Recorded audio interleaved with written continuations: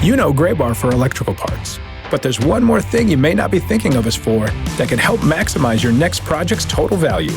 Our pre-project planning services are designed to help you win the bid, save on labor costs, and keep your installers productive across your entire build. The sooner you call us, the better. Because when we're there from the beginning, we can anticipate your needs and help you solve problems before they become problems. Yep, Graybar does that.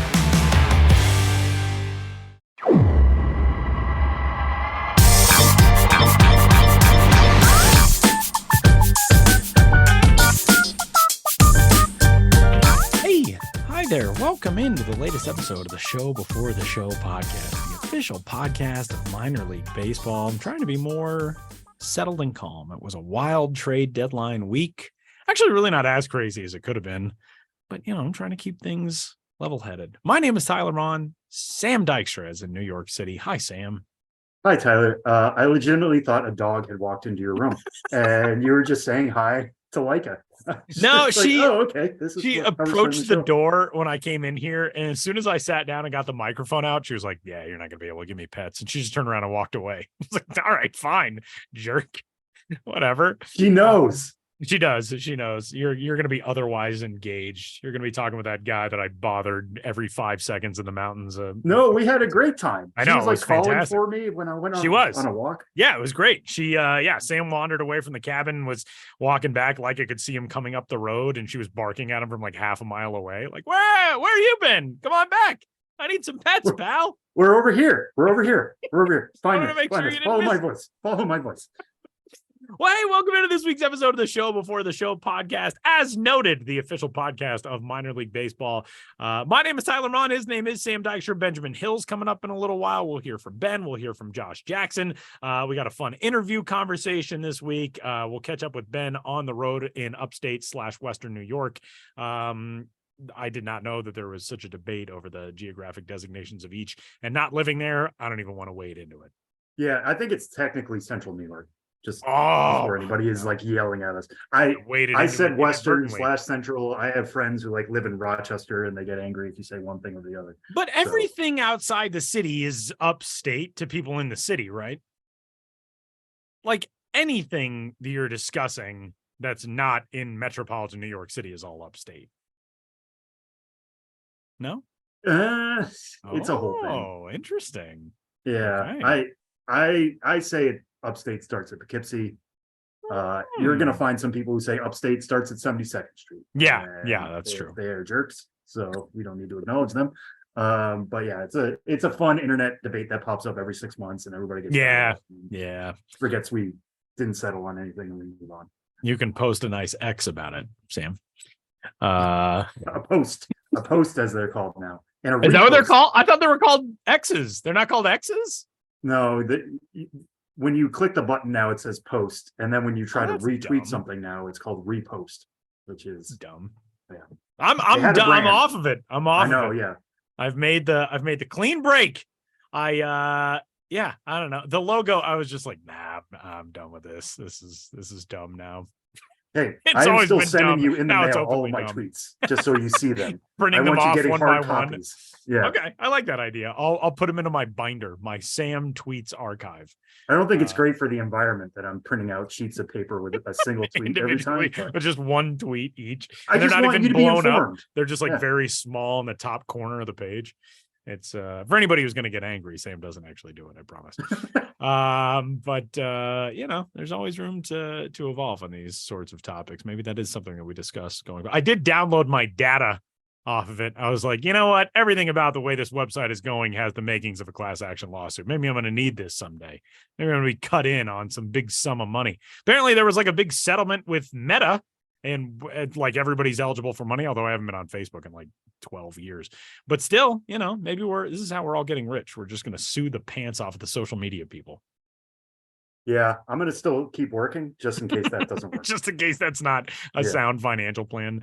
Well, if you are somebody who works in the baseball industry, you may have found yourself waking up to the news that you got to go somewhere else to keep plying your trade in the baseball industry. And that is because the 2023 Major League Baseball trade deadline has come and gone. You like that segue? I'm pretty proud of that segue. I got to be honest. That was a nice. You're messing it up now by acknowledging the segue. Just let the segue. I just want to be credited for how good that segue was. So I can't even let it pass without. Tyler, you should feel credited. Now we can. All right. So the trade deadline is now in the rearview mirror. We did not see some of the potential massive deals that we thought maybe we would see. Obviously, the biggest outlier in all of that being Shohei Ohtani, which, as we discussed last week or 2 weeks ago before he was pulled from the trade market, there would have been no package that could have even approached what Shohei Ohtani is actually worth. It ended up being a moot point anyway. He was not moved. The Angels are going to make a go of it, and we will see how that plays out over the coming weeks and the next really 2 months before we get into postseason play. But there were some top prospects moved, and there were some, I would say, surprising deals. The now richest team in baseball, at least in terms of their ownership, is sort of pulling the plug on trying to contend in the short term. The New York Mets started this season with Max Scherzer and Justin Verlander, and both of those guys are gone now. And they have brought back some pretty good prospect talent in return. But, we'll see what that actually means going forward for the Mets. If I was a Mets fan and I knew that my owner had been committed to spending all of the money on the planet in order to try to bring a World Series to Queens, and then all of a sudden just decided one half a season of trying is kind of worth it, and that's that, and we're going to move on now. I probably wouldn't be thrilled. But they did get some very good talent back in exchange for Max Scherzer and Justin Verlander from the two Texas squads, the Rangers and the Astros, respectively. Max Scherzer, now a member of the Texas Rangers, the front-running Texas Rangers for most of this season so far in the American League West, and the Houston Astros, who, of course, as we know, are more than likely to be in the ALCS, if not the World Series, because that's the way things have gone for the last 6-7 years. Sam, these are very interesting deals, and we're not going to evaluate them, of course, from the major league standpoint, but rather from the minor league standpoint and what it means for prospects trading places. You've got a story up on the site, the top 40 prospects traded ahead of the deadline, and that is on MLB Pipeline, and the number one player on that list is a guy who did go to the Mets from the Texas Rangers, and that is Luis Angel Acuna, who is just 21 years old in Double-A. But he's going to be the Mets' top prospect upon your re-rank later on this month. He is obviously one of the highlights, but of the top 5 prospects who were traded, a lot of those guys go into the White Sox, 3 of them, in fact, or 2 of them, in fact. 2 go to the Mets, 1 goes to the Guardians. Give us sort of the 30,000-foot view of the prospects who were moved, and then let's talk some specifics about these guys. Yeah, so I'm going to not push back against something you said there, but in terms of like Steve Cohen spending all that money in the offseason and then making trades now, it's not ideal. Like, the Mets spent all that money to be competitive this year. It wasn't working, but they still used up financial might in these trades. I mean, you get back Luis Angel Acuna, you get back Ryan Clifford, you get back Drew Gilbert from the Astros because they were sending money the other way. I was talking to somebody about this the other day. I kind of wonder, especially in that Max Scherzer trade, like, how negotiations went, where it was like, all right, we'll throw in this amount of money. Okay, that gets you Sebastian Walcott. All right, we're going to throw in this amount of money. Okay, that gets you Brock Porter. Like, they just kept adding money to the point where everybody felt comfortable. Like, we can get to Acuna because it was a 1-for-1. There's nobody else involved in that trade. It's Max Scherzer for Luis Angel Acuna. Same thing in the Astros deal involving Justin Verlander. They're sending a lot of money to get back Drew Gilbert, who's a top 100 prospect for us. And Ryan Clifford, who in some eyes is kind of periphery top 100 prospect. I don't think he's going to appear on ours coming up, but I'm fascinated to see how he's going to end the year. He's certainly going to be in the conversation going into the offseason. So they just gave money to get better prospects. And that's one thing the Mets have always talked about since ownership changed, was like, hey, we need to build up this farm system and be competitive. They could have made moves last offseason, which involved trades. Like, they could have traded away a Brett Beatty or an Alex Ramirez, or some of their other deeper names, a Mike Vassell, who's now their top, or going to be their top pitching prospect. They chose to hold on to those guys and spend money instead. Didn't quite work. Now they're trading those guys that they spent money on to build up the farm system even more. One of the tweets I got a lot in the last few hours or last few days, the last 48 hours was, are the Mets a top 5 farm system now? Are they a top 10 farm system now? I honestly, it's been a crazy week. I have not sat down and like plotted out where everybody is in terms of farm system rankings. So I don't have a hard answer on that. Is the system improved? Remarkably so.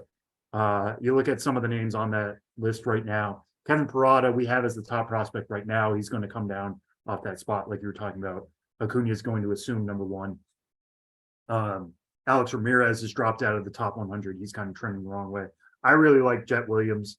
Mike Vassell has certainly improved his stock, but like the system needed to get deeper, and it certainly has, and it has a higher ceiling with guys like Gilbert and Acuna now in there. So I won't say I like the idea of dealing 2 aces, especially Verlander. Like Scherzer's trending the wrong way. He's getting old. That happens. Right. He's a future Hall of Famer. Nobody's doubting that, but he was going the wrong way. So to get Acuna for him and all that money is a decent job by the Mets, I think. Baffling thing, by the way, Scherzer trending the wrong way and getting old. He's actually younger than Justin Verlander, as weird as that is. Yeah. Very strange. Very strange. Right. But anyway, I mean, they're 2 incredible generational talents. And yet nobody's doubting that. But obviously Cooperstown first ballot. Right. Yeah. And those guys are, they have written just about everything in their stories that you could possibly want in a major league career. It's not done yet. But those are 2 guys who are sort of entering those twilight stages or in the twilight stage of their professional careers. Yeah. And one other trade I want to just, while we're talking about the Mets, just kind of hone in on real quick was they traded David Robertson, who was their closer this year because of the Edwin Diaz injury. And they flipped him. He was essentially a rental. He's going to be a free agent in the offseason for Marco Vargas and another catcher at the complex level. But Marco Vargas, I know some other places which do really good work, and we can disagree on this stuff for now, and that's fine. Marco Vargas isn't the top 100 guy now. He's probably going to have to perform at a full season level before we give that a full send. But if you want to get on the ground floor of somebody, he's somebody to do it with. I was really actually surprised that the Marlins were willing to trade him for David Robertson and another prospect. The guy makes really good swing decisions.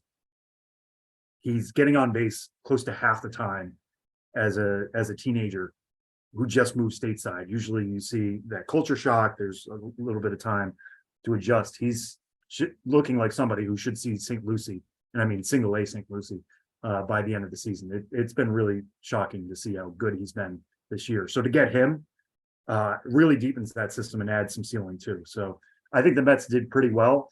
You look at the White Sox, who you mentioned too, like it's kind of depressing to me because I think the White Sox for years, we were like, hey, they're building up something here. This is the next team. This team is going to be a force. Luis Robert, Luis Robert is clearly their superstar, like is very good. But like Nick Madrigal didn't turn out as they were hoping. Yohan Moncada. Andrew Vaughn's a contributor, but isn't great. Moncada's been hurt a decent amount, and certainly hasn't met the ceiling that everybody expected at him when he signed with the Red Sox all those years ago. Michael Kopech, I don't know if people ever thought he was going to be an ace, but like isn't quite there. Dylan Cease is a good pitcher, but they were going the wrong way. So now they're kind of starting a rebuild again. And I wouldn't say there's anybody here that's like, oh, now he's their top prospect. Like nobody was going to take down Colson Montgomery, or very few could take down Colson Montgomery. But you look at who they got, like Edgar Caro, who's going to be their number 2 prospect now. They got him the Lucas Giolito and Reynaldo Lopez deal. I like him to a certain extent.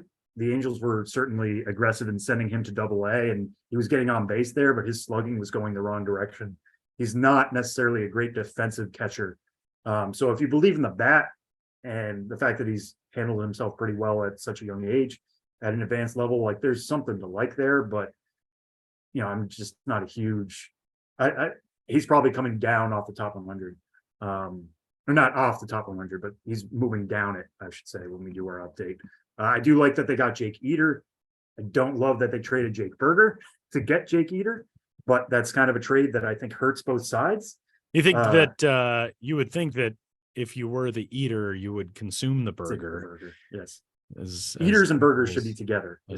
Jake's. Right, exactly. Like it seems like such a logical next. Oh, I'm so sorry to both the Eater and Burger families for that joke. That was terrible. I heard Ben and Sam make some cringeworthy jokes that you'll hear later on in this episode, and I had to jump on the bandwagon, but I did it first, and mine was worse, and I'm regretting this already. This is why we record in the order that we do, just so we can get our bad stuff out early but late for the listener. But it airs later, and I take the fall. We're playing 4D chess, is all I'm saying. But like Jake Berger hits the ball really hard. I kind of like that the Marlins, who I don't think they're going to make the playoffs this year, but like they are going for it. They made moves to go for it. Good for them. Getting Robertson, getting Berger, making some other deals. But yeah, Jake Eater, somebody who had Tommy John surgery a while back, broke his foot, I think, in the spring, and was missing additional time on top of that. But when he's on, the fastball and slider can really get swing and miss. He was showing it recently at Double-A. So it almost feels like the White Sox are kind of buying low on him. Like he was just back on the upswing, and he was a top 100 prospect at one point before the Tommy John surgery. Could very well end up trending back there, although he's getting on the older side. But by the time he makes his debut on the South Side, his stock might be fully back up. So like the White Sox, it's not a fully remade system. I don't want to go that far, but they added some pieces. It's kind of depressing, like you were saying. You were hopeful that this young core could get them over the top, especially in a weak AL Central, and it just hasn't happened. The other team that really pops up in these rankings a lot, I mean, there are a few, and obviously it's going to be the teams who have acquired talent because they were movers at the deadline. But the Guardians are in there a good amount. The Guardians brought back some prospect talent. The Tigers brought back, I think, some really interesting prospects in their deals. But one team that I think people are probably most baffled by being in the position that they're in 2023 is the St. Louis Cardinals. Now, they didn't move Paul Goldschmidt. They didn't move Nolan Arenado, but they did move Jordan Hicks. They moved Jordan Montgomery, Chris Stratton. They brought back some good pieces, but man, there were not a lot of people at the beginning of the season who would have expected the Cardinals of all teams to be offloading assets and acquiring prospect talent in the mode of a rebuild at the deadline this year. Yeah, I mean, this was shocking that they got to this point. As the season went on, it's not shocking that they did it, especially the people. Yeah, that's a good distinction. Yeah, like Jack Flaherty is going to be a free agent this offseason. It's going to be weird to see him in a Baltimore Orioles jersey for sure. But the fact that they traded him and got 3 prospects back is like something.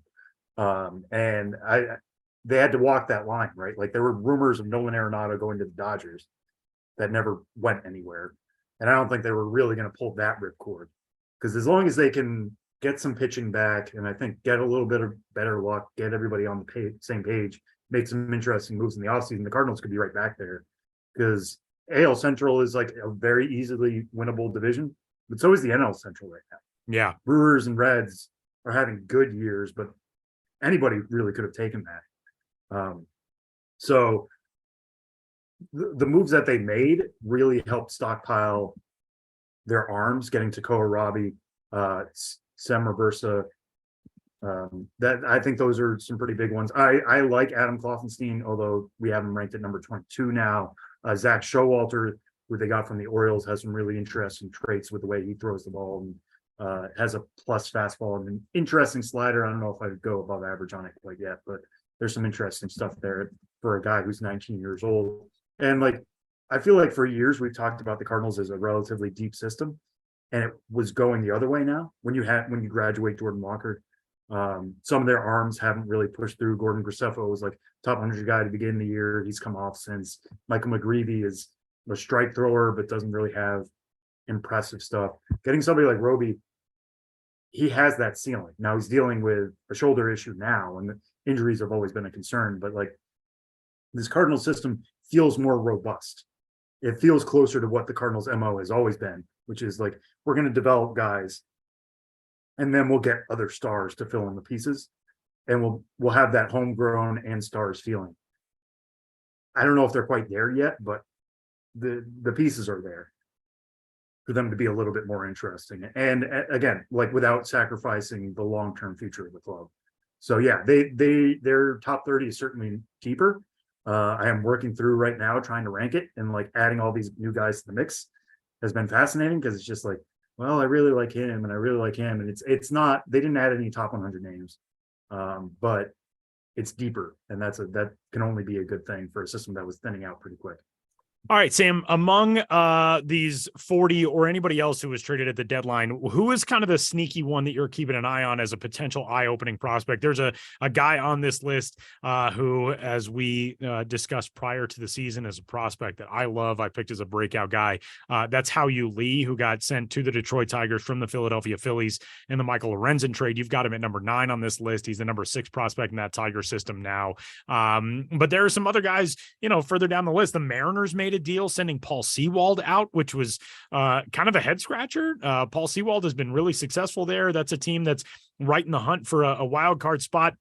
Still in the mix for the division as well. They're only 6 games back, but they turned a closer into some prospects, sending him to the D-backs in exchange for some minor league talent. Are there people who right now you look at this list and think he's not the headliner at the moment, but a few years from now, this guy could be a dude for one of these organizations? Yeah, there are a few I'll throw out real quick, just piggybacking off what you were saying from the Mariners.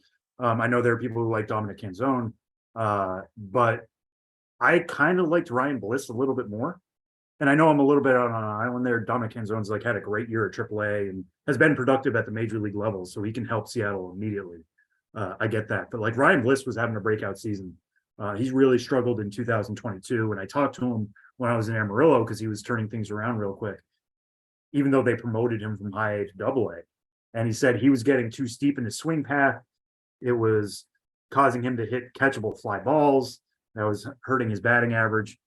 He's somebody who plays a capable second base. He can even fill in at shortstop, but really needed to hit and was doing a much better job at that this year. So I think the Mariners are getting him at a good time. I was actually talking to a D-back source this week, and I was asking, who do you think in the system took a step forward this year? And he's like, well, I was going to say Ryan Bliss. And then, and I was like, I know, I wanted to rank him for Arizona and I no longer can. So I don't know if we're going to look back at it as the Ryan Bliss trade. I mean, the power isn't really special, but the contact rate has improved. The quality of contact has improved. He could be a potential long-term second baseman for Seattle, which is a pretty good get for a reliever. Another one I'll throw out there, and this trade kind of baffled me a little bit, was the Red Sox acquired Luis Urias from Milwaukee. Now, Luis Urias, I just saw in Nashville, and it kind of felt like he was surplus to requirements for Milwaukee. And yet the Red Sox traded a prospect who was going to go on their top 30 list. He's now number 15 for Milwaukee. Bradley Blaylock, who was a 32nd round pick in 2019. That round doesn't exist anymore. Yeah. But the Red Sox talked him out of a Kennesaw State commitment with a $250,000 signing bonus. So he got paid a much higher round pick. But he was coming off Tommy John surgery. The stuff has actually looked pretty good so far this year between single A and high A. He's got a fastball around 93 to 96 miles an hour. Getting some info from his time in the Red Sox, there are certain people there who prefer his slider. Milwaukee, when they acquired him, they singled out his power curveball as one of their favorite pitches for him. But he's somebody who's just regaining his stuff. He's coming back from Tommy John, has been really successful, and instantly plugs in as one of the more promising arms in that Milwaukee system. So to get him for Urias, who I don't think was going to contribute meaningful at bats to a contending club this year, well, and who's a little bit more of a project. Already immediately optioned down to Worcester, I believe, correct? So it's not as though it's a move where you're adding a depth piece at the major league level because you're in need of someone who, is going to be there. And obviously that division is in a bizarre circumstance right now. Everybody is at least 4 games over 500. The Red Sox are 6 games over. They're only 9 games back in the division. But to have gone out and made a move, and then all of a sudden, that move is kind of strange in its own right. And then immediately you just turn a guy right back down to AAA it was a strange. I think that's more of a paper move for now. Could be because he was at Nashville, you just transfer over. Right. You don't want, he doesn't get called up immediately. And we'll see where things are going to shake out. I can't imagine. Maybe he has to officially join the Worcester roster, but I can't imagine he's going to be there for long. But still, it was just a fascinating deal on both sides, because like we didn't expect the Brewers to be sellers, but if there was an opportunity and they get another pitching prospect, that's pretty good. So keep an eye on Blaylock and Bliss, I think. So Major League Baseball's trade deadline in the books, which means it is now the final countdown. This really is a very exciting time of the year. Obviously, you know, rules have changed as far as roster expansion on September 1st and blah, blah, blah. But this is when you really see the teams that are serious about contending, the teams that are serious about building something for the future. They now have a clear runway to the end of the year.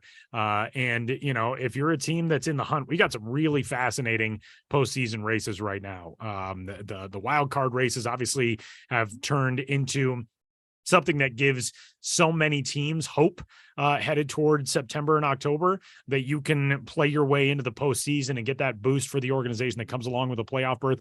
And then there are other organizations that we're seeing now taking that step to realizing, no, maybe we are in a rebuild situation. Maybe we are a team that needs to look 3, 4, 5 years down the road. And then there are some teams that are, you know, still just kind of hanging around being teams and with plans that are questionable. But this is a fun time of year when that is passed and you know what you've got going forward toward September and October, with playoff races now fully throttled, I guess. I don't even know if that made sense. But Sam, if you had to pick right now, I'm not gonna put you on this. No, go. Let's do it. I was gonna say we're in. You know, we've got those. If the season ended today, graphics with here's your wild card matchups. Here's the teams that are going to be waiting for the wild card winners. Is there a team right now that you think could shock you into? I'm thinking about teams that are kind of hanging around. You know, the Chicago Cubs. They didn't trade away Cody Bellinger because that team is alive. They're 3 games back in the National League Central. There was nothing early on this year that suggested that the Cubs were going to be a contender for that division, except for the fact that the division is not very good. You know, the Reds are leading that division. The Pittsburgh Pirates, like, they started the season so well. There's like a little bit of hope in Pittsburgh, probably not for the playoffs this year, but I think there's something to be said for the fact that maybe the Pirates have something going on over the next couple of years. You know, the White Sox seem to have bailed on contending this season. Now, you know, Liam Hendricks, as though that guy hasn't been through enough. Now he's got to have Tommy John surgery. You know, the Tigers, I don't know if we will ever figure out what the Tigers are at this stage. Those divisions are very strange. The wild card races are very strange. You know, everybody in the American League East looks like a potential playoff team. They can't all make the playoffs. Like, is there a storyline that you think come October 1st, we're going to be like, holy cow, that team made the playoffs? I'll put it this way, because this team is going to make the playoffs. I feel confident in that. I think the team that we might look at and be like, oh man, they were more of a juggernaut than we were expecting, is the Orioles. And that team is 24 games over 500 right now. They are 66-42. Like, how much fun are the and they're doing it, by the way, with a plus 57 run differential. They're a game and a half better than the Rays, who have a plus 137 run differential. That's how the Orioles have been winning games this year. They've been doing things close. They've been playing thrilling baseball. Like, that race between those two teams alone is super fun. And then you throw in the fact that the Jays are only 6.5 back, Boston's 9 back, the Yankees are 10 back. Yeah, man, the Orioles, like, how much fun are the Orioles? I'm excited to see Jack Flaherty on that team. Right. And I don't bring up the Orioles to be like, oh, it's a hot take that the Orioles are going to make the playoffs and we're going to be surprised by that. I think what might be surprising is that they could still win that division, because there was a lot, and I'll include myself in this. I fully expected them to go for a big trade for a pitcher. And Jack Flaherty is a good get, but he's not your ace. That's not why you go out and get Jack Flaherty at this stage in his career. So they didn't make moves. And the Orioles, at least publicly, kept saying, like, hey, one reason why we might not make a big splash here and like cash in Colton Cowser or Jordan Westberg or some of these young bats that we have at the upper levels, because there's a real logjam up there, is because they have a good core. And those guys like playing together. And you see that. I mean, they've been one of the most fun teams to watch this year. Yeah. The bird bath is hilarious. All the stuff they do in the dugout. There's a real cohesive unit there. And I think there's something to be said for that. Now, I would have liked to have seen them be in for like Eduardo Rodriguez. Maybe, you know, he said no to a Dodgers trade, and that's because he wanted to stay home. That's fine. Like, maybe the Orioles approached him and it didn't work either. I don't know. I don't have any info on that. But the Orioles were quieter than I think many were expecting. And yet I think they could still win that division and be playing for an ALCS. Like that could be pretty crazy just to see that rebuild work as well as it has. Now they could get swept in the ALCS if like they don't have the arms and they run up against. I tweeted out this suggestion, like, can you imagine Justin Verlander throwing to Adley Rutschman in game 1 of the ALCS? How cool would that be at Camden Yards? It might come out that he's pitching to Adley Rutschman, but Adley Rutschman might be in the box. Yeah. Like that, and that's going to be a tough look for Baltimore when we get there. But the fact that we're having this conversation of like, why is Baltimore not buying? Yeah, is such a crazy flip from where we were 18 months ago.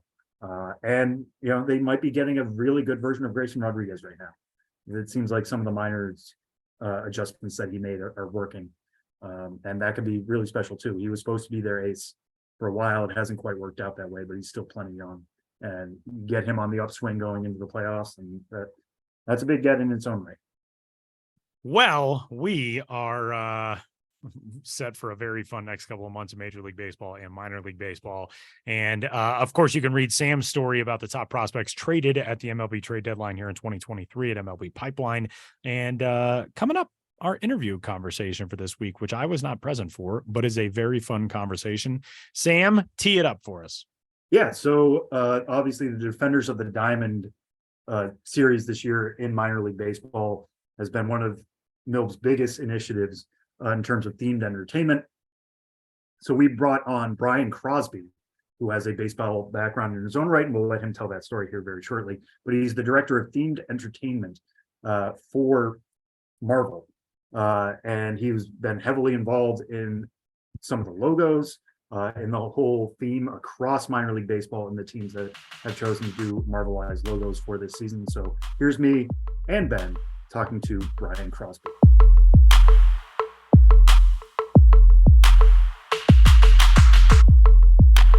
Well, we're really pleased on this week's edition of the Show Before the Show to be joined by Brian Crosby, who is the director of themed entertainment for Marvel. And as many of you out there know, listeners, this is the start of the Defenders of the Diamond initiative this year, seeing Marvelized logos on minor league baseball fields. Brian, thanks so much for joining us.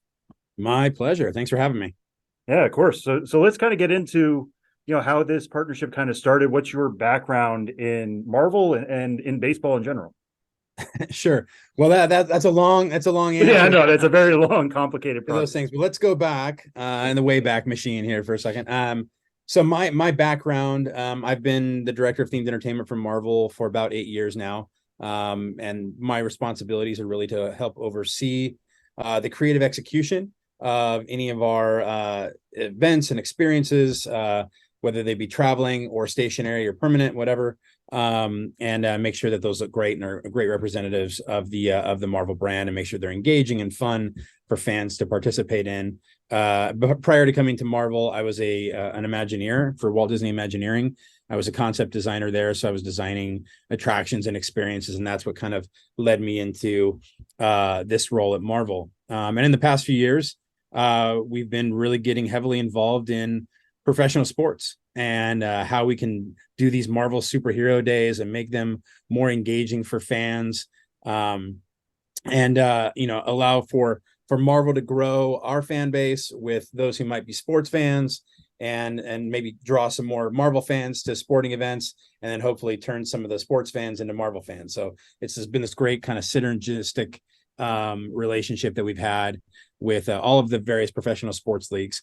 And so with minor league baseball, we wanted to try something a little bit different. So it was really with the Marvel's Defenders of the Diamond program, it was less about infusing Marvel characters or intellectual property, if you will, into minor league baseball, and more about what would kind of reimagining each of the different minor league baseball programs through the lens of Marvel creators. So thinking differently about the logos and the mascots and things like that. So kind of creating not totally new identities, but creating a new logo that would be handled by a Marvel artist. So this was a fun challenge for us to think a little bit differently about how we would handle a sports activation.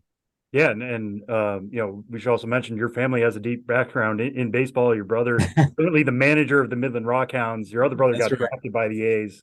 When you found out that this was going to be a partnership, I mean, what was the family reaction? Well, the family reaction was I feel like I finally got approval from my father and my brothers as to what I do for a living. Being that I was the black sheep of the family that didn't get into baseball, my father played in the major leagues from 1971 to about 1978 with St. Louis and Cincinnati and Cleveland, with a few little pit stops at some other organizations in between. Then you mentioned my brother Bobby, who was played for the Oakland A's and the Pittsburgh Pirates and the Arizona Diamondbacks, and is now the manager of the Midland Rockhounds. And my other brother Blake, he's a scout with the Pittsburgh Pirates. So everybody got into baseball, and I was the weird one that started drawing and getting into comic books and superheroes and that kind of thing. So yeah, finally blend what I do for a living with what my brothers and my family, my father, have done for a living, and create one kind of new baby was a lot of fun. And and I love the game, so it was great. It was a great fun for me too to be a part of it. Yeah, well, that's some synergy right there to combine the family background. And yeah. I guess you no longer have the black sheep status if you're working in the world of sports. And in the world of sports, especially at the major league levels, sometimes the athletes themselves are really the heroes or the superheroes. But in minor league baseball, where the players come and go, there's a lot more roster churn. The heroes are often the mascots and based on these logos. So it seems like a world that is ripe for Marvelization. I don't know if that's the verb we use, but to really take the existing logos and visual nature of minor league baseball and work with that. So what was that process like with working with the clubs, the collaborative process? Obviously different clubs operate in different ways, have different visions, different aesthetics. But what was the basic process like in working with a club and going back and forth to create these logos? Sure. Well, as an artist myself, before I ever put pencil to paper and start drawing anything, I think an extensive deep dive into whatever that topic is, become subject matter experts, if you will. And so I think for this program, what we wanted to do is really connect with the teams and understand what was important to them. Understand a little bit about the city. What were some core attributes that they identified with? What were their key colors and existing logos and things like that? Really understand the makeup of each of these teams, so that when we did put pencil to paper and start drawing something new, it was still evocative of their identity as both a city and a community, as well as a team. And so we did that deep dive with each one of the 96 different teams. And it was really educational for us to learn about all these different cities and kind of what they identify with. And that really made it fun, so that we weren't drifting too far off the ranch with any one of them, but that we were doing something that spoke to them and spoke to their fan base. But again, through the Marvel lens. So we did that deep dive research wise, and then we'd start to ideate and do a few different sketches of each logo. We usually would do most of them were about 3 to 4, maybe 5 sketches of each logo, really different, show some different options, present it back to the team, let them respond and react. And then once we kind of felt like we were in the ballpark, so to speak, in terms of what the logo was going to be, then our artists, and I was one of them, would start to really flesh that out and come up with a design that we'd be excited about. But then I think, also working with minor league baseball in general, because we hadn't necessarily designed for hats. So that was a change for us.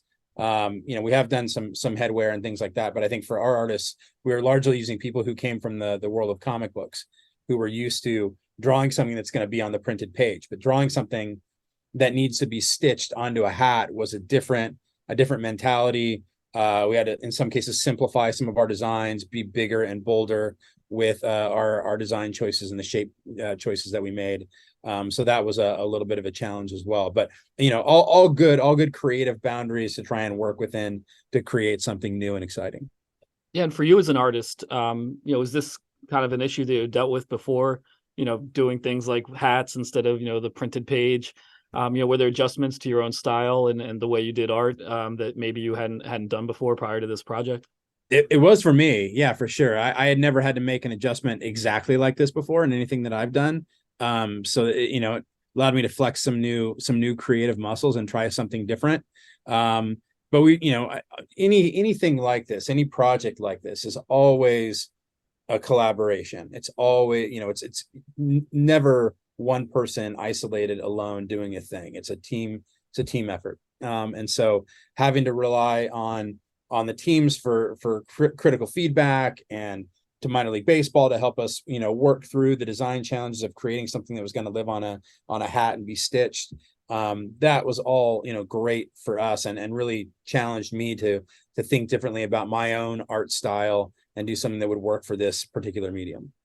Yeah, and you touched on something interesting there in terms of, each team has its own history. And when you guys are designing things for comic books, you're dealing with canon. You're dealing with comic book history. How similar were those things where there was like, hey, listen, there are certain rules for Captain America that you just can't break. There are certain rules for Team X you can't break. How similar was that aspect? I don't know that it was similar exactly, but I think, I do frequently like to have some kind of creative boundaries to work within. I think a popular phrase that people like to use is, we're going to think outside the box. But in order to think outside the box, you have to first know what the box is. Right. You have to know, like, here are the guidelines, here are the boundaries, here's kind of where we want to be. And then we can see where we can push it a little bit, do something that maybe is a little bit more dynamic, nudge it a little bit in one direction versus another. But I think knowing what those guidelines are helpful, and in some cases can inspire new creativity, because it's not a complete blue sky, like it could be anything. That is, to me, sometimes more challenging, when something can be anything versus like it needs to be this, it needs to be something in this area. So now I got to come up with creative solutions. So it was similar in that we were leveraging existing characters and colors. So I think you talked about the Marvel history. Anybody who works at Marvel recognizes that we are standing on the shoulders of giants who came before us and created all of these amazing characters, and we're the current torchbearers to create something new and exciting, but still remains true to who those characters are, and not stretch the toys, play with them, rough them up a little bit, but don't break them, don't break the toys. And so I think those are confines we're used to working in, and so doing this was similar in that way, like you said. Mm-hmm. Yeah, and one other aspect I'm interested to hear you talk about is in terms of that balance of trying to like Marvelize an already existing thing on their side, or trying to baseball. I don't know if this is a baseballize. Yeah, baseballize a Marvel thing. And the two examples I'll provide is Reno. It's Mr. Baseball, who already exists in the ballpark, now becoming a superhero, versus Rocket City, which is just, it looks exactly like Rocket Raccoon, and it's a perfect fit. How did you strike that balance when you were talking to the clubs? Well, I think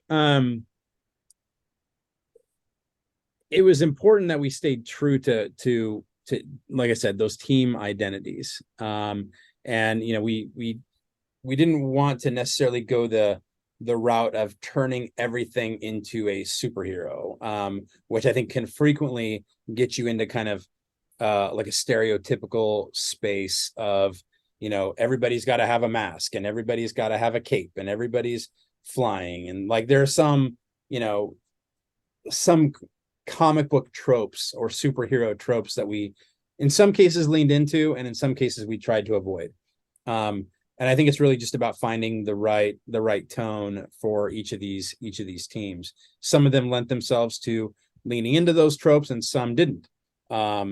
And I think what we tried to avoid, generally speaking, was doing anything that was an exact lift of an existing Marvel character.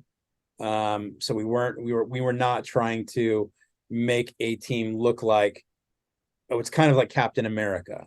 We were trying to create something new. So we almost tried to avoid thinking about Marvel intellectual property, and more just bring our sensibilities of design and story each of these projects. So thinking about them as a completely new character was what made it fun and exciting for us. Yeah, and given your background and your family's baseball background, were there any teams you got to work with that you kind of knew going in, or you were particularly excited about, being like, oh wow, I get to put my stamp on this team. It's one I'm familiar with, or one I grew up with, or that kind of thing. Was there personal connections with some of these? Yeah, I mean, I I'd be lying if I didn't tell you I was excited to jump in with the Midland Rockhounds. Just of course, that's where my brother is. So I did draw that one, and so I was really excited to do that and to have my brother out there wearing the jersey and hat that I had designed. That was really kind of fun for me. And then a lot of the teams that like I said, I'm from Southern California. I'm an Angel fan. So doing some of the farm teams for the Angels was cool too. But other than that, I think it was just which, as I looked through the list, it was looking at some that spoke to me or I felt like I had a real take on, and being able to bring my own sensibilities to each of those designs. But I'm precious about all of them, but especially the ones that I had a hand in drawing myself.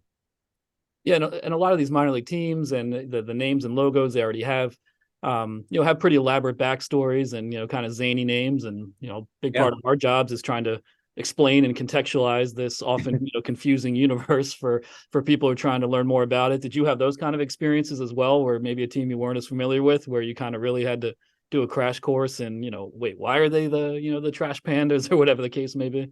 For sure, yeah, and there's some that lend themselves really well to a character of sorts, that so you mentioned the trash pandas or like the Salt Lake Bees, where it's like, oh, I see you have a character already, and then we can take that and make it look like something that came from a Marvel hand.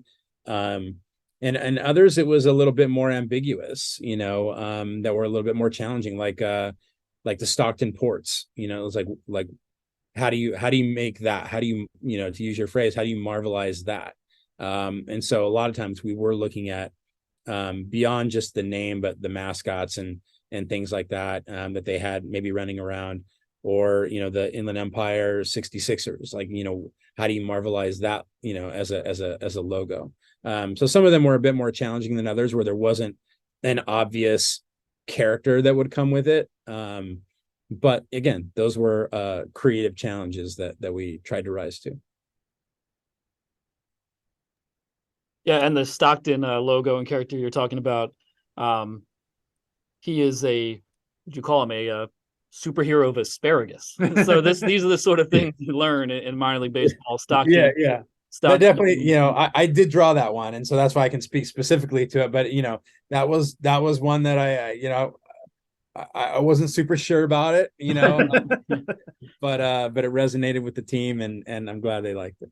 Yeah, and hopefully it resonates with the fans, right? I mean, right. The fans tell us if we've succeeded or not. I think anytime we come out with a new film or a new comic book project or a new video game, like the fans are not shy about telling us, if they dig what we're doing, if they dig the characters we've created, if they dig the story we're telling, and then they want to extend beyond just that story and buy the t-shirt or buy the jacket or whatever, buy the action figure. So hopefully the fans dig what we've created, and they are they're wanting to represent these different logos, and whether they know they're Marvel or not, I hope they do. But hopefully they just think it looks cool and it's something they want to represent. Yeah, and you talked before about your excitement about seeing and working with Angels affiliates. You got to go to a game in Salt Lake recently, right? I did, yeah. That was a lot of fun. So I have family and friends up in the Salt Lake area, so that was a lot of fun to go up there, and did a signing and got to throw out the first pitch and see the players wearing the Salt Lake Bees gear, and I did a little how to draw of that logo. So that, I had a lot of fun up in Salt Lake. Yeah, and then speaking of doing like how to draws and stuff like that, I mean, is there any part of you that looks at hats now, whether it's minor leagues, whether it's any sport team, and see their logo and be like, I want to crack at that. I know exactly what I would do. Like, is there any part of you that finds that difficult to turn off of how now that you've done this for so many clubs? Yes. Much like, as I mentioned, my background, in theme park design, that part of you is not only hard to turn off, I would say it's impossible to turn off. Right. Yeah. Like, you look at everything experientially, and this kind of thing, this drives my wife crazy, by the way, just because, I'm it's like I have half of my brain is always there. We go and do something like, wouldn't that be cool if we did this, turn this into an experience, or that might solve a problem we had for another project. But yeah, having now been able to play in this sandbox and to try something new with designing hats, there are some logos and hats that I see around not just minor league baseball but professional sports that I maybe have some thoughts on. Well, who knows what the possibilities are, and that's right. All of the multiverses and universes that could present those opportunities for you. But look, I never would have thought in a million years when I started drawing at Disney that somehow, some way, I would end up here at Marvel and working with minor league baseball. Like, yeah, right. Yeah, pretty several unlikely times throughout this project, I would turn to my partners and go like, how did we get here? Like, how did we end up in this place where this is what we're doing, and how cool is this? So yeah, that's a lot of fun. Yeah, we say the same thing to ourselves quite a bit. Yeah, Like, whoa, what? It's the beauty of minor league baseball and Marvel. It's the type of crossover event we can all get behind. Well, Brian Crosby, thank you so much for joining us here on the show, and thanks for your work so far in all this and everything moving forward with Defenders of the Diamond. My pleasure, and thank you again for having me. It's been fun.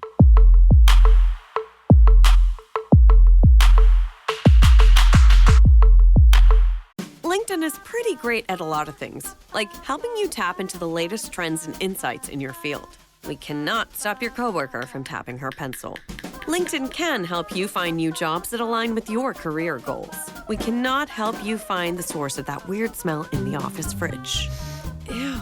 And while we can't stop your coworkers from bringing their hobbies into the office, LinkedIn can help you bring your career to the next level. LinkedIn is the network that works for you. Well, now we pivot to one of my favorite segments that we get to do here on the show, because every week we have Benjamin Hill on to talk about his trips. And every once in a while we get to catch him during a trip, which is what we are doing this week. Ben has been traveling so far this week to Syracuse and Binghamton. He has stops coming up. He's actually driving right after this call to Scranton, Pennsylvania, or Moosic, Pennsylvania, if you want to be even more specific. But Ben, you are currently in a park in Binghamton outside a carousel, which holds a special place for the name of the Rumble Ponies. That's also that's the creepiest description we've ever had of where Ben is, by the way. You are you're also in a park hanging outside a carousel, aren't you? This is true, and it's going to get creepier. So stay tuned. Well, how are you, Ben? How's everything on the road so far? Yeah, it's been going great. Like you said, I've seen games in Syracuse and Binghamton, and now I am in Binghamton's Recreation Park, because this is the site of one of 6 carousels in the Binghamton area.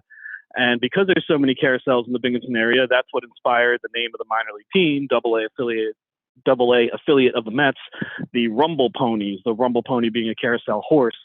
And the reason there's so many carousels in Binghamton is because a wealthy industrialist, businessman, whoever, from many, many years ago, I think his name was George Endicott. I got to look into that. But, he made a lot of money in the region, and this is a gift to the community, is all these various carousels, which, again, inspired the team name.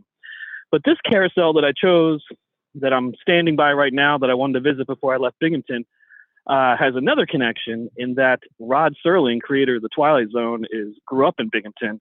And this carousel, which is to my right, and a gazebo that is to my left, play prominently in the Twilight Zone episode Walking Distance, in which a man returns to his hometown and finds nothing has changed. And it's, of course, unsettling and creepy. So I'm standing here by this carousel that was in the Twilight Zone episode, and a gazebo that was in the Twilight Zone episode. The gazebo's seen better days, but it has a plaque right in the center that says Rod Serling, creator of Twilight Zone, Walking Distance. So, a lot of American history to digest right here as I stand at Recreation Park in Binghamton, New York. Yeah, that's great. And let's start with your first stop on this tour in Syracuse. Going to see the Mets there, their AAA affiliate. You are currently in the home of their AA affiliate. What stood out to you about the trip to see the Syracuse Mets? Yeah, it had only been 4 years since I've been to Syracuse, which by my standards, trying to visit as many places as I can, the relative blink of an eye. But in that time, the team has done a lot of improvements to their home of NBT Bank Stadium. These were improvements that got underway even before the reorganization of the minor league baseball and the new facility standards. It was designed to be a project that took place over the 2020 season and 2021. But then, of course, 2020 didn't happen. So that worked out for the team in the sense that they were able to keep improving the stadium while they didn't have a season going on.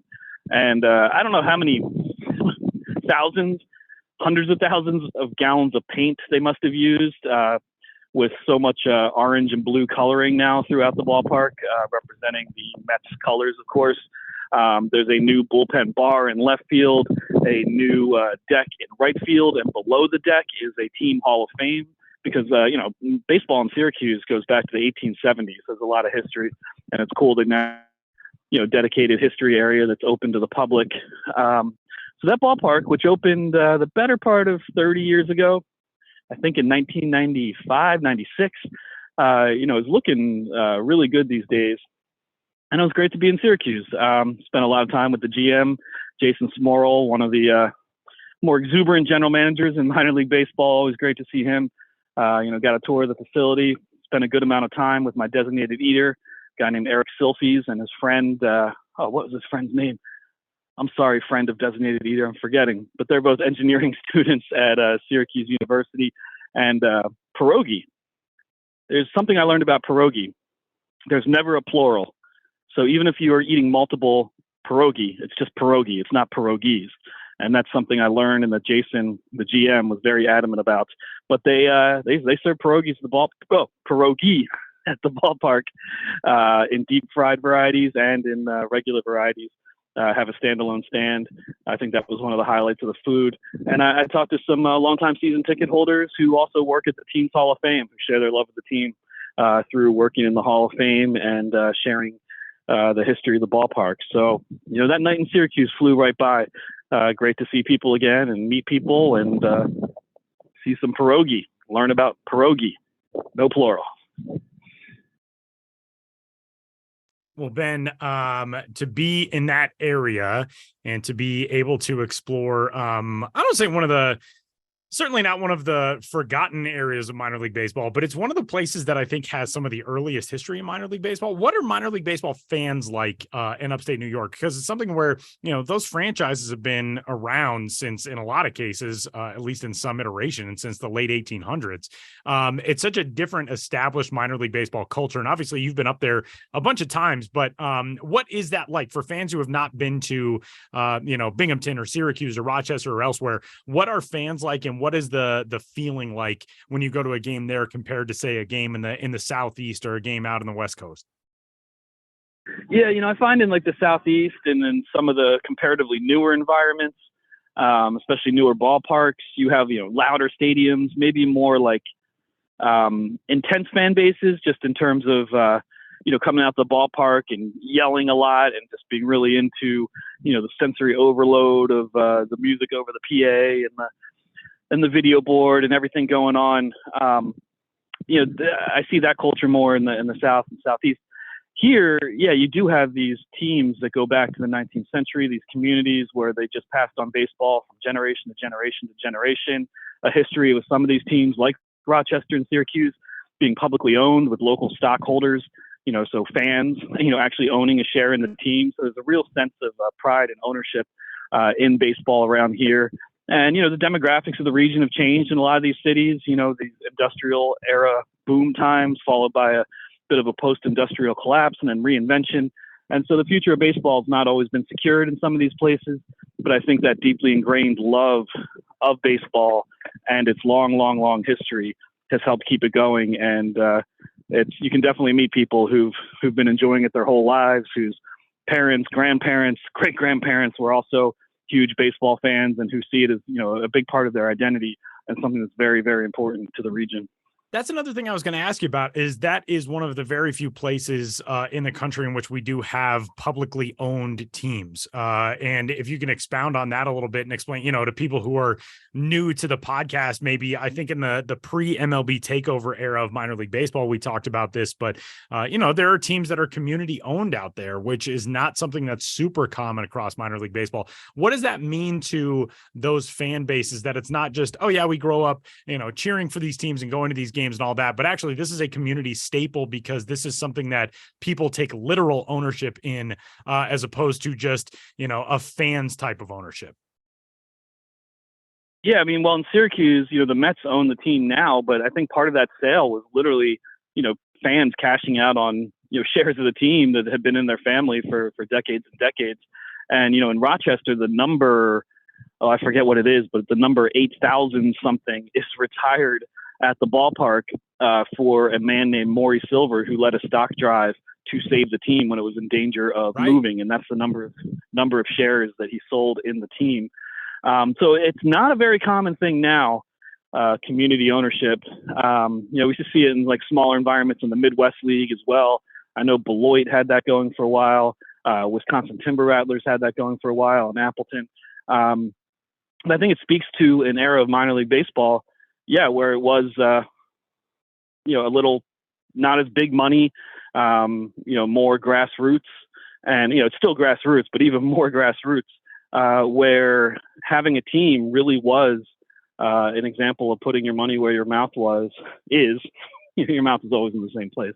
And ponying up and owning a share in the team. And that gives you a sense of pride. I mean, you even see that with, today, with like Green Bay. I mean, I know if you own a share in the Green Bay Packers, it's largely symbolic, but I still think that gives people such a sense of ownership. And it's just such a cool memento to have this, certificate that says, hey, I'm a part owner of a team, of a professional sports team.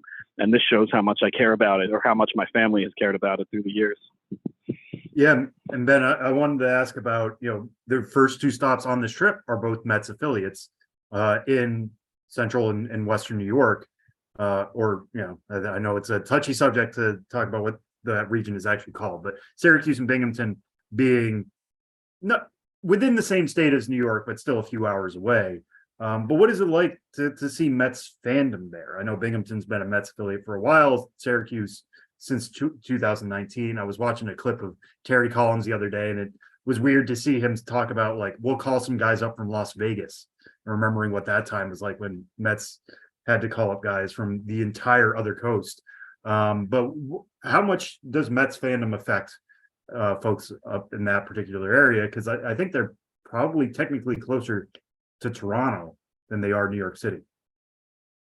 Yeah, I mean, I think in Syracuse you have a mix of Blue Jays fans, but also a lot of Yankees and Mets fans. I think that's, I don't want to say a problem, but the fact that there's always been two, New York-based major league teams makes it so, Syracuse or Binghamton, they often have fans of the Yankees and not the Mets specifically, which might make it hard for local fans. I talked to some of them, local fans who are Yankees fans at the major league level, but then find themselves rooting for, a Mets affiliate, and then kind of feeling conflicted when, a Subway Series, or an extreme example, the 2000 World Series, being conflicted because it's like, oh, these are these guys I saw come up through the system and I love them, but also the Yankees are my team. So it does create a bit of that disconnect, but also there's it's New York. It's still New York State. And even though we're a couple of hours away from New York City, there's obviously a lot of Mets fans here. So if you are a Mets fan in central New York, I mean, what a great situation that you have the AAA and AA affiliates within roughly an hour drive of one another. I was thinking this on the drive yesterday between Syracuse and Binghamton. I was like, I don't know. I have to look at a map, but I don't know what kind of town is, equidistant from Syracuse and Binghamton, but how cool it would be if you're a Mets fan who could drive 25 miles north and see the AAA team, or drive 25 miles south and see the AA team. So there's a lot of opportunities there from a fan level to root for these players before they get to Queens. And then I was thinking to myself in the car, I was like, this is just a larger philosophical question. Would you rather live 25 miles away from two minor league teams, or within 5 miles of one minor league team? People are going to have different opinions. Would you rather be real close to one, so it's just super easy to get there all the time, or would you rather have a little bit of a drive to get to 2? But here in Central New York, you do have a lot of options, and Syracuse and Binghamton are obviously 2 prominent ones. All right, Ben, we'll preview what else is coming on the trip. I know you have that stop to Moosic / Scranton - Wilkes-Barre. What else are you looking forward to the rest of the way? Yeah, well, I won't be in Binghamton much longer, but it was great to be in Binghamton last night, especially because, that is a team, just like the Erie Seawolves, also in the Eastern League, that when the reorganization of minor league baseball was happening, there was a lot of uncertainty and angst that, this team would, maybe continue or not continue as an affiliated team. So to be in Binghamton is great. To see a smaller market with an older ballpark built in 1992, still hosting minor league baseball is great. And I just really like those kind of towns and communities. But then, yes, moving on to, as you said, technically Moosic, PA, but that is home of the Scranton Wilkes-Barre Rail Riders. I'll be there on Thursday, today, as we're speaking, August 3rd. And I'm looking forward to that. As I mentioned in the past, my first minor league game as a kid were in the late 80s, early 90s, seeing the Scranton Wilkes-Barre Red Barons. So I have a, kind of a emotional, personal connection to the region and to that ballpark, even though the ballpark I went to in the late 80s and early 90s was essentially like torn down and then rebuilt. But it's in the same place, and it's still a AAA International League franchise. It was the Phillies when I was a kid, and now it's the Yankees. The Rail Riders are a AAA Yankees affiliate. And then I will go see the Phillies AAA affiliate in Allentown, Pennsylvania, Lehigh Valley Iron Pigs on Friday, August 4th. And they are playing as the Scrapple, paying homage to a fried meat mush, which it's a very minor league baseball thing to do. But looking forward to being back in Lehigh Valley. And that's a team that's obviously just pretty much killed it from their debut in 2008, just one of the strongest minor league franchises out there. And for me, who grew up in suburban Philadelphia, I do have, again, a little bit more of a connection to these areas. I don't feel like I'm at home necessarily, but a trip like this feels local to me from a minor league ballpark road trip perspective. So I feel a little more relaxed than I do when I'm, flying somewhere and renting a car and in somewhere, totally new to me or just a region I'm not as familiar with. Benjamin Hill, who is on the road right now. Ben, travel safe. Enjoy the rest of the trip, and can't wait to hear all about the remaining pieces of it when you return to the office / the normal Zoom setup next week. Yeah, I'm looking forward to being home and looking forward to then getting back on the road and, all the conflicting emotions of handling day-to-day life during the season. But for right now, it's great talking to you guys from Binghamton, New York, Recreation Park, which, by the way, is on Beethoven Street. That's another thing I have to look into. Why is this street in Binghamton, New York named Beethoven Street? Beethoven Street, maybe named there's after a man composing his future in the Twilight Zone. Yeah, exactly. Or maybe there's just other people named Beethoven out there. I mean, Beethoven can't be the only Beethoven. We just think Beethoven, that just means one person. Like this is like a Fred Beethoven. This is a guy who just like he owned a service station down the street in Binghamton. He was a pillar of the community. Fred Beethoven. Yeah, it might be him. So if it is Fred Beethoven, like shout out to you. You got a street named after you, and you might not have been a Ludwig, but hey, you did pretty well for yourself. I was just going to say, it sounds like you're in a major area of the city. Yeah, that joke fell a little flat, Sam. I thought it was sharp, but that's just me. Oh, no, you're a sharp guy. I thought my Twilight Zone impression was going to be the worst thing about the end of this segment. Music jokes. We'll give it a rest. Thanks, man. Thanks, guys.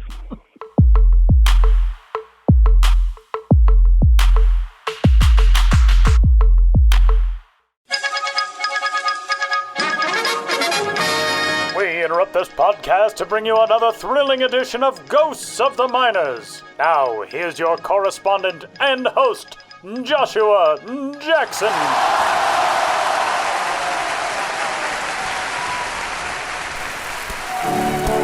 Welcome back to Ghosts of the Miners, in which all of you out there in Radio Land must identify the legitimate historical ball club hiding amidst the fraudulent pair.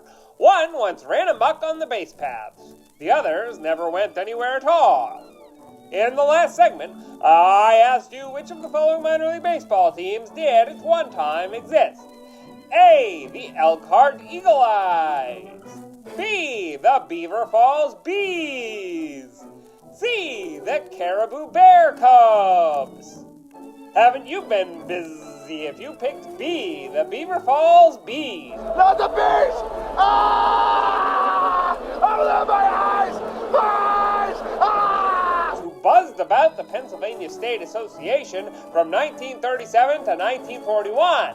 Beaver Falls, the finest dam city in the Keystone State's Beaver County, lies along the Beaver River, just a few miles north of its confluence with the Ohio River, which is in turn just a couple dozen miles north-northwest of Pittsburgh. You may think that in the backyard of such a historically great baseball city, the Bees could not have been the first minors franchise to take flight. You may be right. As far back as 1907, Beaver Falls begat the Beaver Falls Beavers of the Western Pennsylvania League. But our Beavers Falls team came into being with an affiliation of the Boston National League team, known as the Boston Braves for most of its history, but rebranding as the Boston Bees, a name that came from the fans, from 1936, the year before the Beaver Falls Bees were birthed, through 1940. The Pennsylvania State Association sought to expand from 6 teams to 8 teams ahead of the 36 campaign, with Beaver Falls a likely newcomer as a Reds affiliate if the school board could be persuaded to lease the high school field to a minors team instead of the usual industrial team that played there. New Kensington and Ford City were also in play for a new association club, but as things turned out, the circuit only managed 6 teams again, looking exactly the same as it did in 35, save for the Jeanette Little Pirates replacing the Washington Generals. But that was all under the bridge when our Beaver Falls Bees debuted in 37, cross-pollinating with the Greensburg Green Sox, the Butler Yankees, the Monessen Cardinals, the Jeanette Bisons, and the McKeesport Tubers for a third-place finish. In 38, the Beaver Falls Club played under the umbrella and the name of the St. Louis American League team.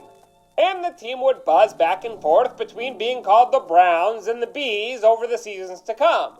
Bees again in 39, Browns again in 40, Bees again in 41. The identity crisis was hardly the only conflict Beaver Falls fell into. On June 6, 1940, player-manager Frank Oshiek got into a violent altercation with umpire Len Buger.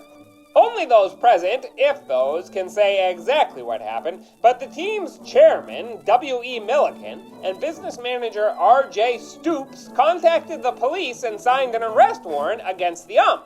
The police hauled Buger away from home plate and held him in custody for several hours as he was unable to pay bail, and was only released upon signing a statement accepting blame for the fight.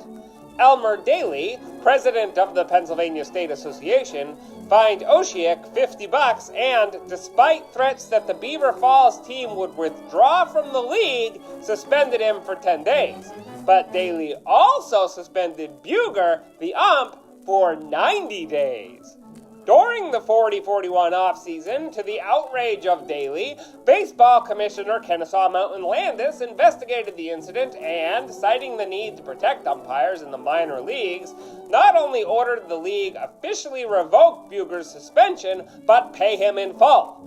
That was a hill of beans compared to the rest of K. Mountain Landis's decree. That Oshiek and Beaver Falls team president Reverend Father Casey be suspended for a year, and Milliken and Stoops, the club officials who signed the arrest warrant on Buger, be banned for 5 years. The Beaver Falls organization was also fined $500, or over 10,000 bones in 2023 dollars. But the war between Beaver Falls, Buger, and the head of baseball was only a bit of a brouhaha in the shadow of global events. The societal demands of World War II stopped many minor leagues altogether in 42 and cut the Pennsylvania State Association down to 4 clubs, Beaver Falls not being one of them. In 43, the league never got started, and it never formed again after the war either. And thus ended the flight of the Bees of Beaver Falls. Now, on to the question for next time. Which of these clubs whiled away the hours in the minors of yesteryear? A. The Canton Watchmakers.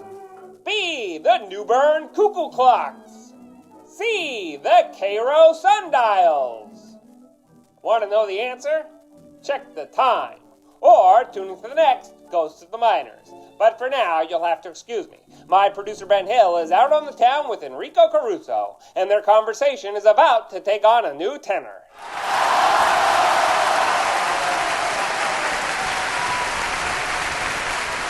And wrapping up this week's episode of the Show Before the Show podcast, big thanks to Josh Jackson for stopping by. And before we get out of here, Minor League Baseball showcases its best and brightest on MILB.TV. And of course, minor leagues on MLB TV. Sam, what are you watching for free this week or not for free this week? What are you watching on MILB.TV?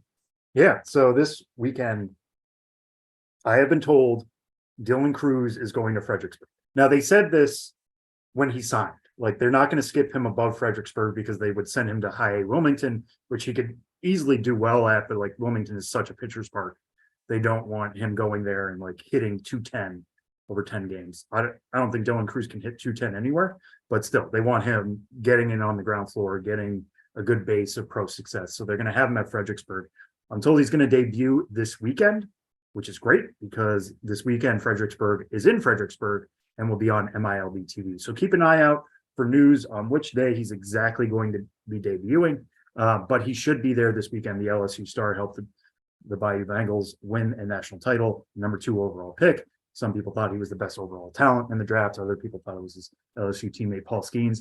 Judge for yourself. Get to see him in Pro Ball this weekend, Dylan Cruz. So keep an eye out for that Fredericksburg broadcast. And it's also, just as an aside, Fredericksburg's broadcast is very good. It's very crisp and clean, especially for the single A level. They do a good job of showing velos on the board, which is great, especially if you're watching a Harleen Susana start, because that guy can hit 102 with no problem. Doesn't always know where it's going, but it's fun to watch. So yeah, tune into Fredericksburg at some point this weekend and catch you some Dylan Cruz. Tyler, you're watching another really, really gifted outfielder. Yeah, and a couple of very, very gifted prospects, number ones in each system. Toledo, the Detroit Tigers AAA affiliate, will be taking on Iowa, the Chicago Cubs AAA affiliate. Top-ranked Cubs prospect Pete Crow Armstrong up at AAA for the first time this week. He will be in action, and top-ranked Tigers prospect Colt Keith will be on the field for the Toledo Mud Hens. Pete Crow Armstrong, the number 7 overall prospect in baseball. He hit 307, 391, 640 in July, hit 5 homers, got the promotion to AAA Iowa. And MLB's number 38 prospect is that very top-ranked Tigers talent, Colt Keith, who was promoted to AAA at the end of June. So 2 guys who were in the early days of their AAA stays. Colt Keith not quite as much as PCA, but those 2 guys will be going at it this weekend on MILB.TV.